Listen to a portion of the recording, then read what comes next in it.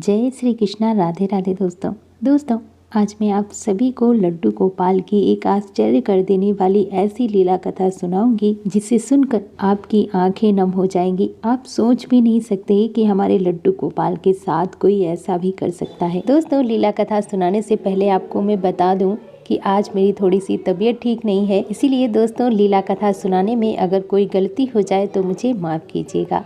दोस्तों आज की लीला कथा हमारे साथ शेयर की है बदायूं में रहने वाली नीतू जी ने। नीतू जी बताती हैं कि मेरे मायके में लड्डू गोपाल विराजित हैं, जिनकी सेवा मेरी मम्मी, मेरे पापा, मेरी दादी सभी मिलकर करते हैं। मेरे मायके में युगल सरकार की भी सेवा पूजा होती है। मैंने बचपन से ही पूजा पाठ का माहौल देखा है। अपने मम्मी पापा दादा दादी को पूजा पाठ करते हुए देखा है और उनके साथ मैं भी पूजा पाठ किया करती थी, इसीलिए मुझे पूजा पाठ करना बहुत अच्छा लगता था। धीरे धीरे समय बीता और मैं बड़ी हो गई। इसके बाद मैं ही लड्डू गोपाल की सेवा पूजा किया करती थी। मेरी मम्मी घर के कामों में व्यस्त रहती थी। मेरी दादी भी अब वृद्ध होने लगी थी, इसीलिए प्रतिदिन का रूटीन था कि मैं ही लड्डू गोपाल को स्नान कराती, उनका श्रृंगार करती, उन्हें वस्त्र पहनाती और उन्हें भोग लगाती। इसके बाद ही मैं कॉलेज जाया करती थी। धीरे धीरे समय बीता और मैं बड़ी हो गई। मेरे मम्मी पापा ने एक अच्छा सा घर देखकर मेरी शादी कर दी। शादी के बाद जब मैं ससुराल आई तो मैंने देखा कि मेरे ससुराल में लड्डू गोपाल जी विराजित नहीं थे, ना ही भगवान श्री कृष्ण की मेरे ससुराल में सेवा पूजा होती थी। मेरी सासू माँ के एक गुरु जी थे,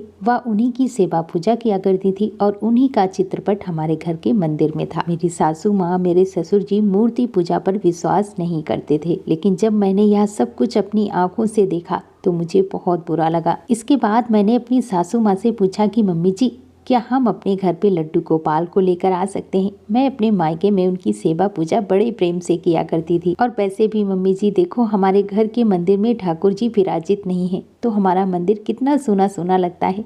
जब हमारे घर पे लड्डू गोपाल आएंगे, जब हमारे घर पे ठाकुर जी आएंगे तो देखना हमारे घर पे खुशहाली आएगी, हमारे घर पे रौनक आ जाएगी। लेकिन मेरी यह बात सुनकर मेरी सासू माँ झट से मना कर देती हैं कि हमारे घर पे लड्डू गोपाल की सेवा पूजा नहीं होगी। तुम्हें अगर पूजा करनी है तो हमारे घर के मंदिर में जो गुरु जी हैं उन्हीं की पूजा करो, और हमारे घर पे और किसी भी मूर्ति की, किसी भी भगवान की पूजा नहीं होगी। हमारे घर पे सिर्फ हमारे गुरु की ही पूजा होती है। तो मैंने कहा कि मम्मी जी आप ठीक कह रही हैं, गुरु भी भगवान के समान होते हैं, हमें गुरु का सम्मान करना चाहिए और उनकी भी पूजा करनी चाहिए। लेकिन मैं लड्डू गोपाल की सेवा करना चाहती हूँ, क्योंकि मैंने बचपन से ही ठाकुर जी की सेवा पूजा की है और अब मुझे बिल्कुल भी लड्डू गोपाल के बिना अच्छा नहीं लगता है। लेकिन मेरी यह बात सुनकर मेरी सासू माँ गुस्सा हो जाती हैं और वह गुस्से में बड़बड़ाने लगती हैं कि हमारे घर पे मूर्ति पूजा नहीं होगी तो नहीं होगी। इसके बाद मैं भी शांत हो जाती हूँ, क्योंकि मेरी नई नई शादी हुई थी, मैं भी इस बात को बढ़ाना नहीं चाहती थी। इसके बाद धीरे धीरे समय बीतता गया। रक्षाबंधन का त्योहार आया।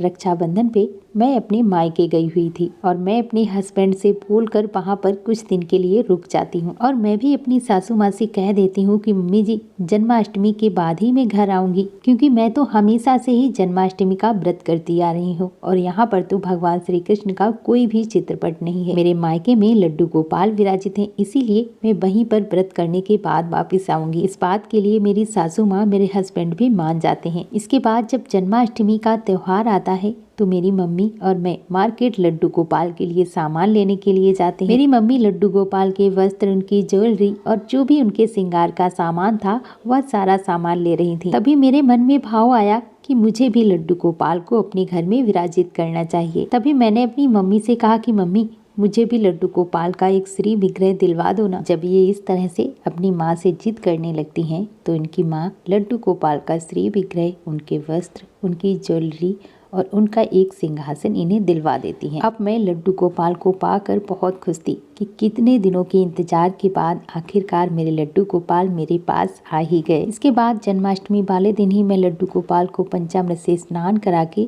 अपने मायके में ही उनकी सेवा पूजा शुरू कर देती हूँ। जन्माष्टमी के लगभग 3-4 दिन के बाद मैं अपनी ससुराल फिर वापस आ जाती हूँ। लेकिन जैसे ही मैं अपने ससुराल में लड्डू गोपाल को लेकर जाती हूँ, लड्डू गोपाल को देखकर मेरी सासू माँ को बहुत गुस्सा आता है और मेरी सासू माँ गुस्से में ही मुझसे कहती हैं कि मैंने तुझे पहले ही मना किया था कि हमारे घर में लड्डू गोपाल की सेवा पूजा नहीं होगी, हमारे घर में हमारे गुरु की सेवा पूजा होती है, तो अभी से अपनी मनमानी करती है, आगे तो क्या करेगी। लेकिन मैं सासू माँ की एक भी बात का जवाब नहीं देती हूँ। मैं अपने घर के मंदिर में लड्डू गोपाल को विराजित कर लेती हूँ। लेकिन यह बात मेरी सासू माँ को बिल्कुल भी अच्छी नहीं लगती थी। इसके लिए वह मेरे हस्बैंड से हमेशा शिकायत किया करती थी। लेकिन मेरे पति हमेशा मेरे सासू माँ से यही कहते कि वो लड्डू गोपाल की सेवा पूजा कर रही है तो करने दो, तुम अपने गुरु की पूजा करो। लेकिन उनका कहना था कि हमारे घर में किसी भी मूर्ति की पूजा नहीं होगी, किसी भी भगवान की पूजा नहीं होगी। वो रात ऐसे ही बीत गई। अगले दिन मैंने अपने लड्डू गोपाल को स्नान कराया, उन्हें वस्त्र पहनाए और उन्हें सुबह सुबह दूध का भोग लगा दिया। इसके बाद मैंने सबके लिए खाना बनाया। अपने लड्डू गोपाल के लिए अलग से बिना लहसुन प्याज का खाना बनाया। जब मेरी सासू माँ लड्डू गोपाल को भोग लगाने से भी मना करती है तब मेरे हस्बैंड उन्हें डांट देते हैं कि तुम क्यों उसके पीछे पड़ी रहती हो, वो लड्डू गोपाल की सेवा कर रही है तो करने दो ना, तुम मत करो। इसके बाद मेरी सासू माँ कुछ भी नहीं कहती, लेकिन उन्हें बिल्कुल भी पसंद नहीं था कि मैं लड्डू गोपाल की सेवा पूजा करूं। ऐसे ही धीरे धीरे समय बीतता गया और इसी बीच मैं प्रेग्नेंट हुई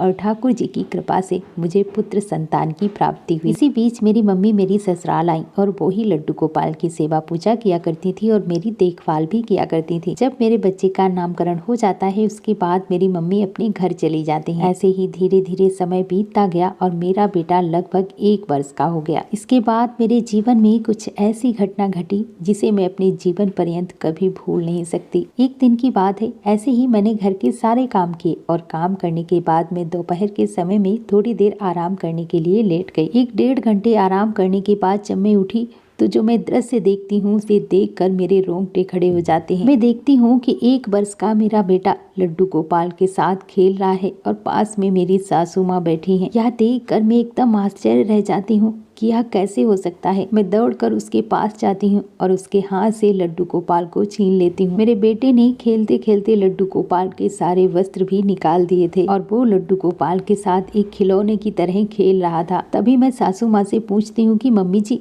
लड्डू गोपाल यहाँ कैसे आए? उनका मंदिर तो कितना ऊंचा है ना, और मेरा बेटा तो वहां तक पहुंच नहीं सकता। आखिर किसने लड्डू गोपाल को उतार कर मेरे बेटे को दिया? मेरी सासू माँ कहती हैं कि मुझे क्या पता तेरे लड्डू गोपाल कैसे नीचे आए। इतना कहकर वो वहां से चली जाती हैं। 3-4 दिन के बाद फिर से यही घटना घटती है कि मेरा बेटा लड्डू गोपाल के साथ खेल रहा होता है। मुझे कुछ भी समझ में नहीं आ रहा था कि यह सब कौन कर रहा है और क्यों कर रहा है। तभी मेरी जेठानी जो मुझे बताती हैं उसे सुनकर मैं आश्चर्य रह जाती हूँ। मेरी जेठानी जी मुझसे कहती हैं कि देख, जब दोपहर में सब अपने अपने रूम में आराम करने के लिए चले जाते हैं तब सासू माँ ही लड्डू गोपाल को उठाकर तेरे बेटे को देती हैं और कहती हैं कि बेटा यह खिलौना है, इसके साथ खेलो। और वह रोज लड्डू गोपाल को उठा कर पटक पटक कर खेलता है। जब मैंने उनसे कहा तो उन्होंने मुझसे कहा कि तू ज्यादा पुजारिन मत बन, और मुझे वो डांट देती हैं, इसीलिए मैं उनसे कुछ भी नहीं कहती। नीतू जी बताती हैं कि इसके बाद मैं अपनी सासू माँ से गुस्से में 2-4 बातें भी कह देती हूँ और इस बारे में मैं अपने पति को भी बताती हूँ। जब मेरे पति इस बारे में सासू माँ से बात करते हैं तो वो कहती हैं कि तू अभी से उसकी साइड ले रहा है, और इसी बहस के चक्कर में उस दिन हमारे घर पे बहुत झगड़ा होता है। बताती है नीतू जी कि मेरी सासू माँ कभी भी नहीं सुधरी। ऐसा उन्होंने मेरे लड्डू गोपाल के साथ लगभग 7-8 बार किया। जैसे ही मैं इधर उधर होती या घर के काम में व्यस्त होती तो मेरी सासू माँ लड्डू गोपाल को उठाकर मेरे बेटे को पकड़ा देती और कहती, बेटा ये खिलौना है, इनके साथ खेलो। इस चीज से मैं बिल्कुल तंग आ चुकी थी। मुझे कुछ भी समझ में नहीं आ रहा था कि मैं क्या करूं, और रो रो कर मैं अपने लड्डू गोपाल से कहती थी कि हे लड्डू गोपाल, हे प्रभु, आप मेरी यह कैसी परीक्षा ले रहे हैं। मेरी सासू माँ आपके साथ कितना गलत करती हैं और मैं इतना मजबूर हूँ कि मैं उनसे कुछ कह भी नहीं सकती। इसी तरह से भगवान श्री कृष्ण से रो रो कर मैं हमेशा अपनी बात कहा करती थी। बताती है नीतू जी कि धीरे धीरे बात एक दिन इतनी ज्यादा बढ़ गई कि मेरी सासू माँ गुस्से में जाकर मंदिर से मेरे लड्डू गोपाल को उठाकर बाहर फेंक देती हैं और मुझे भी बहुत ही उल्टा सीधा कहती हैं। उस दिन तो सासू माँ ने हद ही कर दी थी, इसीलिए मैंने भी उन्हें गुस्से में 1-2 बातें सुना दी। इसके बाद मेरे पति ने फैसला लिया कि हम लोग इस घर में नहीं रहेंगे। नीतू जी बताती हैं कि इसके बाद हम लोग अपना गांव छोड़कर दिल्ली आ गए। वहीं मेरे हस्बैंड जॉब करने लगे और हम लोग दिल्ली में ही शिफ्ट हो गए। मैं अपने लड्डू गोपाल को भी अपने साथ ले आई हूँ।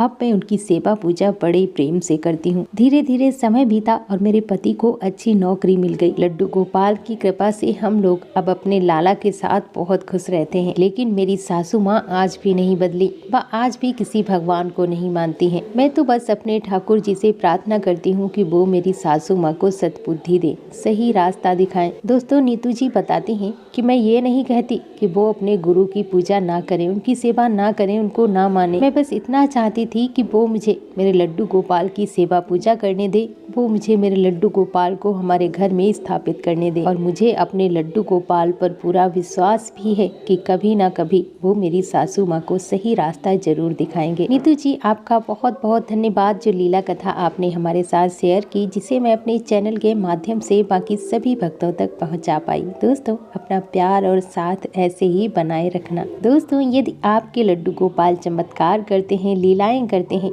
तो आप हमारे साथ शेयर कर सकते हैं। आपको हमारा व्हाट्सएप नंबर डिस्क्रिप्शन बॉक्स में मिल जाएगा। तो दोस्तों, मेरे साथ एक बार प्रेम से बोलो लड्डू गोपाल की जय, कृष्ण कन्हैया की जय, जय जय श्री राधे।